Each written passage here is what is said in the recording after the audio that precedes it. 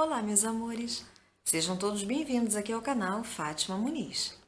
Bem, em primeiro lugar, quero me desculpar pela ausência, né? Quem acompanha aí um pouquinho do meu dia a dia no Instagram ou no Face, sabe que eu estive um pouquinho adoentada, né? Perdi a voz por 3 dias consecutivos, isso nunca tinha acontecido comigo.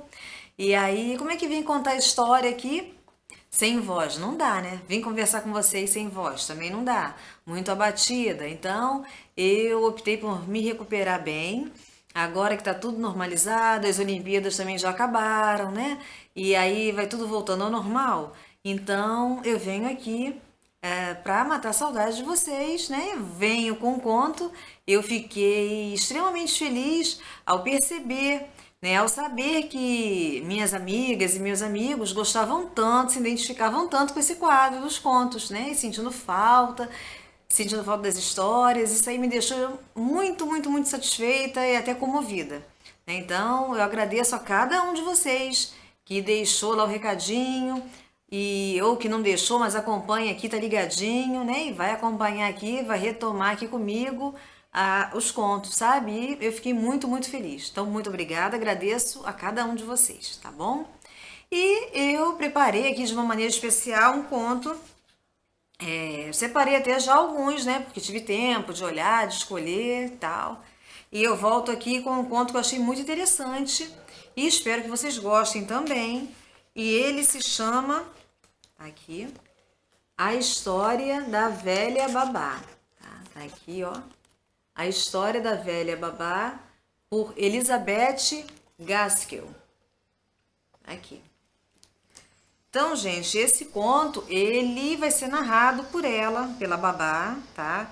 Alguns pedacinhos aqui eu vou ler, porque eu acho que quando eu leio, eu transmito ali bem ao pé da letra a emoção, né, que o autor quis passar. E algumas coisinhas eu já vou contando também, pra também não alongar demais, tá bom? Então, todo mundo ligadinho aí, a história da velha babá. Vocês sabem, meus queridos, que sua mãe era órfã e filha única. E imagino que já tenham ouvido falar que seu avô era um religioso de Westmoreland, minha cidade natal. Eu era apenas uma menina que frequentava a escola da aldeia, quando certo dia sua avó chegou e perguntou à professora se haveria ali alguma aluna que prestasse para ser babá. E eu fiquei muito orgulhosa, podem acreditar, quando a professora me chamou e disse que eu era habilidosa nos trabalhos de agulha e uma menina honesta e ajuizada. E uma das que tinham pais muito respeitáveis, embora pobres. Achei que nada seria melhor para mim do que servir aquela jovem e linda senhora, que enrubescia tanto quanto eu ao falar sobre o bebê, prestes a nascer, e sobre o que eu teria de fazer com ele. Contudo, eu sei que vocês não se importam tanto com essa parte da história, quanto com o que acham que ainda acontecerá. E assim vou lhes contar já. Fui contratada e instalada na residência paroquial antes do nascimento da senhorita Rosamund. Esse era o nome do bebê, hoje a mãe de vocês.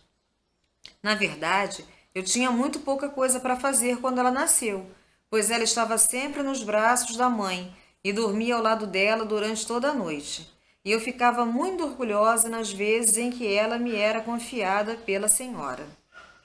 Nunca houve um bebê como esse antes nem depois, embora todos vocês, por sua vez, tenham sido muito lindos, mas quanto ao jeito meigo, encantador, nenhum de vocês se aproximou da sua mãe. Ela saiu, a mãe, que era por natureza uma verdadeira dama, a senhorita Furnival, neta do Lord Furnival. E aí, gente, ela vai narrando ali um pouquinho, né, da experiência dela. Ela foi contratada com 14 anos e, como ela mesma relatou aqui, a senhora mesmo cuidava do bebê, né, uma ocasião ou outra que dependia da ajuda dela, da Esther. E aí, a bebezinha Rosamund, ela já estava com 5 aninhos, quando o pai dela voltou de uma missão e ele voltou com a febre. E dessa febre aí, ele não resistiu, ele não sobreviveu e ele faleceu. E quando ele faleceu, a esposa dele, a mãe da bebezinha, da Rosamund, ela estava grávida.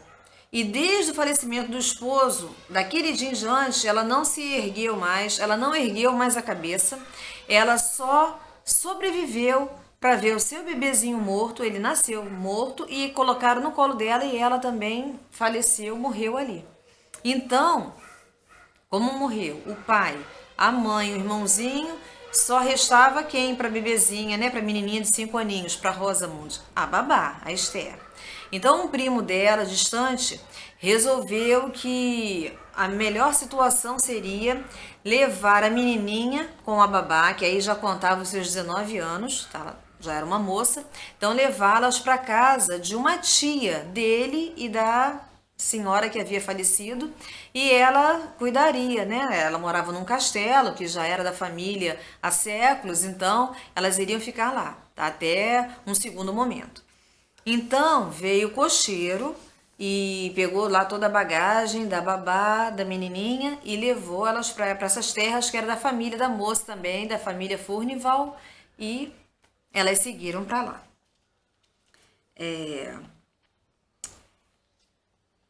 Elas foram então deixadas na casa senhorial, era assim que se chamava esse castelo, dos Furnival, há muitos séculos. E eu não sabia que a minha pobre patroa nunca havia estado lá, embora tivesse sido criada pela família, e lamentei isso, pois teria gostado que a juventude da senhorita Rosamund se passasse onde sua mãe passara dela. E aí o cocheiro, né, as deixou na frente da casa, e aqui narra um pouquinho que a estrada ela seguia íngreme por uns 3,5 km, e aí elas conseguiram avistar a casa grande, muito imponente, mas parecia um castelo, e que ninguém até visitava ali os parentes há muito tempo, sabe? Estava meio que abandonada assim pela família. E lá vivia a senhorita Furnival, a sua criada, e hoje era até mais amiga, a senhorita Stark, que também já era uma senhora de quase 80 anos, como a senhorita Furnival, e um casal que cuidava do castelo, até cuidava delas, e a funcionária deles, que ajudava eles também nos afazeres, que era muito grande o castelo. Tinha ala oeste, ala leste, era imenso. E aí relata aqui um pouquinho, né, que o velho criado que nos recebera curvou-se para o senhor Henry e entrou conosco pela porta que havia no lado mais distante, junto do grande órgão, levando-nos por vários halls menores e passagens até chegarmos à sala de estar do oeste, onde ele havia dito que a senhorita Furnival estava. A pobre senhorita Rosamund grudava-se a mim, como se amedrontada e perdida naquele lugar tão grande, e quanto a mim, eu não me sentia muito melhor. A sala de estar do oeste era muito alegre, com uma lareira acesa e muitos móveis confortáveis e de boa qualidade. A senhorita Furnival era uma velha senhora que não estava longe dos 80 anos. Imagino, mas não sei ao certo. Era magra e alta e tinha um rosto cheio de ruguinhas, como se com a ponta de uma agulha se tivesse desenhado nele todo. Seus olhos eram muito atentos para compensar, suponho, o fato de ela ser tão surda que precisava usar uma corneta acústica. Sentada junto com ela, trabalhando na mesma tapeçaria, estava a senhorita Stark, sua empregada e companhia, e quase igualmente velha. Ela havia vivido com a senhorita Furnival desde que ambas eram jovens, e agora parecia mais uma amiga do que uma criada. Tinha um aspecto muito frio, cinzento e empedrenido, como se jamais tivesse amado ou se importado com ninguém. E eu não imagino que ela de fato se importasse com alguém, além de sua patroa. E por causa da forte surdez desta, a senhorita Stark a tratava como se ela fosse uma criança.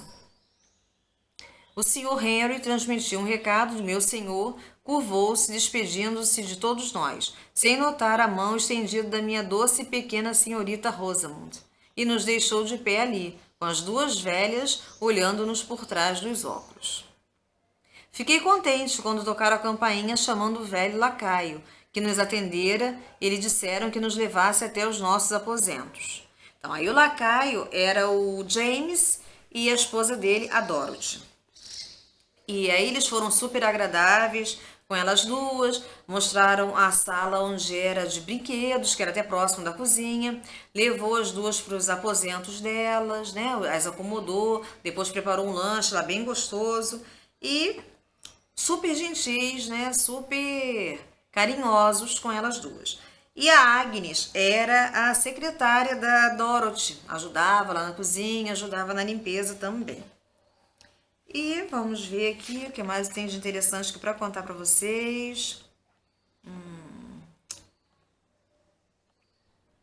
A senhorita Furnival, na verdade o nome dela era Grace, né? E aí ela foi descobrindo isso com o passar do tempo. Elas até gostavam que a menininha ficasse um pouquinho com elas depois do almoço e depois queria que elas pegassem, a recolhessem, porque elas também não tinham muita paciência, já estavam bem de idade e tal. E tinha no castelo essa ala que ninguém chegava muito, né? Era meio que fechada, ficava escura e elas ficavam sempre ali na parte mais clara. A menina reparou logo que entrou no primeiro dia no órgão, né? Num piano bem grande que ficava assim na entrada e que ninguém tocava, ninguém mexia nele. E ela começou a observar que à noite, e aí já estava ali começando o outono, as noites já estavam mais frias, e ela achava que ouvia o piano tocar. Um som, algum alarde ele vindo do piano. E ela perguntou no outro dia para o casal. E eles falaram que ela estava enganada, que aquilo ali era o barulho do vento, né, da ventania, que não, ninguém mexia no órgão. Mas ela estava muito incomodada com isso, que praticamente toda noite, de madrugada, ela ouvia o órgão tocando. Até que um dia ela desceu e até pôs lá a abrir o órgão e olhar. E ela viu que realmente ele estava destruído por dentro. Então não tinha como, não tinha jeito de alguém tocar aquele órgão. Estava despedaçado, destruído. Ele era bonito, fechado, mas dentro acabado. Então era inviável que saísse um som dali. Então ela ficou ainda mais impressionada. Se ninguém toca esse piano, de onde vem esse som, né? Mas ela perguntava aos empregados da casa e eles sempre falavam que era o vento, né? E ela ficou com aquela dúvida. E as senhoras, né, por mais que fossem frias e um pouco distantes, mas elas gostavam da menininha e a tratavam bem. Pois bem, num belo dia, estava muito frio, uma forte nevasca. A Esther, a babá, resolveu que iria na missa, na cidade. E aí ela perguntou ao casal se o casal poderia olhar a Rosamund, né, a menininha, enquanto ela ia na igreja.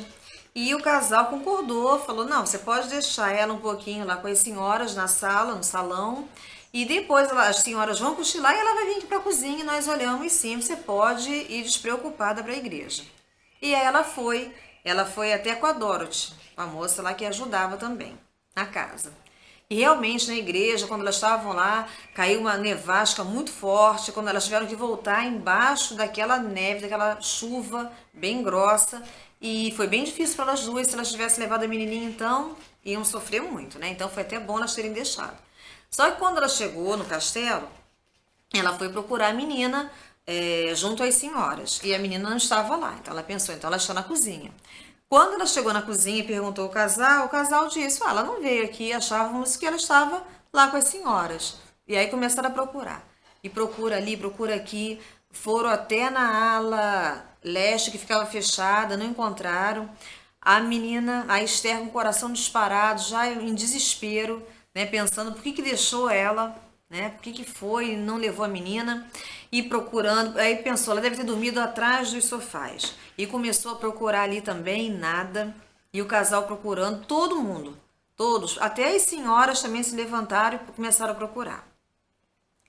Daí, a Esther, olhando e tal, voltou no salão de novo para olhar e ela viu que a porta de saída, assim, para uma das áreas, ela estava entreaberta.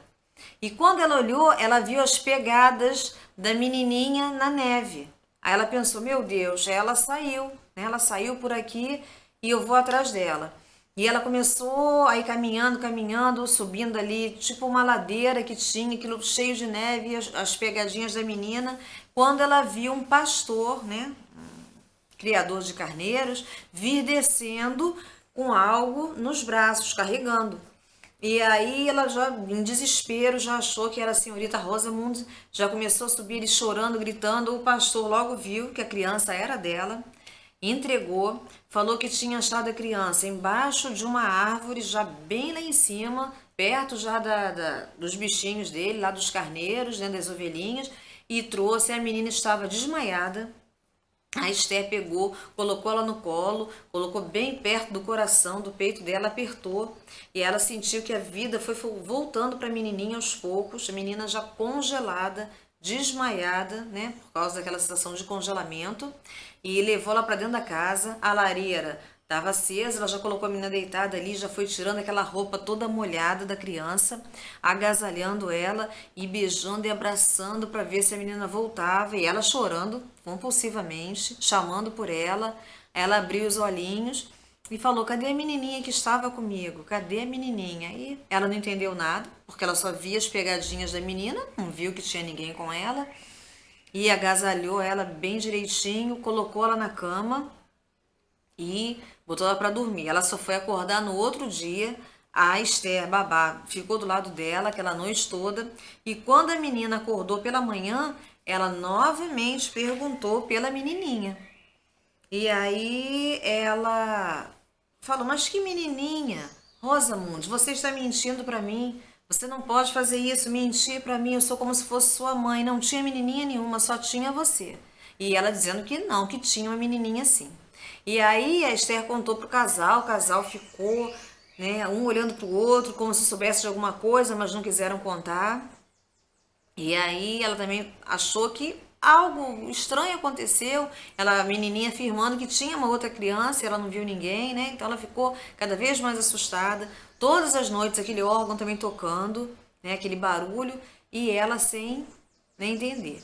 Aí até que um dia, né, ela já não aguentando mais, ela falou pra Dorothy, né, que ajudava o casal, falou assim: olha, por favor, me conta o que está acontecendo, porque se você não me contar, ou o casal também não me contar, eu vou embora com a Rosamund. Meu pai é muito simples, muito humilde, mas ele irá nos acolher. Eu vou tirá-la desse castelo, porque ela está correndo risco e alguma coisa aconteceu e eu preciso saber. Então, nesse momento também, chegou o casal e aí eles resolveram contar, então, o que havia acontecido, qual era a história do castelo, qual era a história da menininha, o que realmente acontecia, tá? Mas, nesse inteirinho que eles iam contar, a menina, né, a Rosamund falou para babá: Esther, olha para a janela, olha quem tá ali. E quando a Esté olhou, quem estava lá do lado de fora? A menininha. Uma menininha pequenininha, de uns 3 aninhos mais ou menos, chorando convulsivamente, batendo no vidro. Só que ao mesmo tempo que ela batia, ela chorava, a Esther conseguiu naquele momento ali até de desespero, de medo, perceber que ao mesmo tempo que ela chorava e ela batia, não se ouvia som. Não se ouvia o som do choro, não se ouvia o som da mãozinha dela batendo na vidraça. Então ela ficou com aquilo na cabeça, aí pegou a Rosamund no colo, agarrou ela, levou ela para o quarto. O casal fechou toda a casa com trincas, os ferrolhos, e fechou as cortinas. Então, depois desse evento aí, não tinha como a Esther permanecer no castelo. Ou eles contavam para ela o que havia acontecido, ou ela iria embora. E esse fato eu vou contar para vocês no próximo vídeo, tá bom? Porque senão aqui vai ficar muito longo, pode ficar cansativo, então ele irá subir na sequência desse, tá bom? Me aguardem se vocês quiserem saber o finalzinho. Beijinhos, fiquem com Deus e até o próximo vídeo. Tchau, tchau.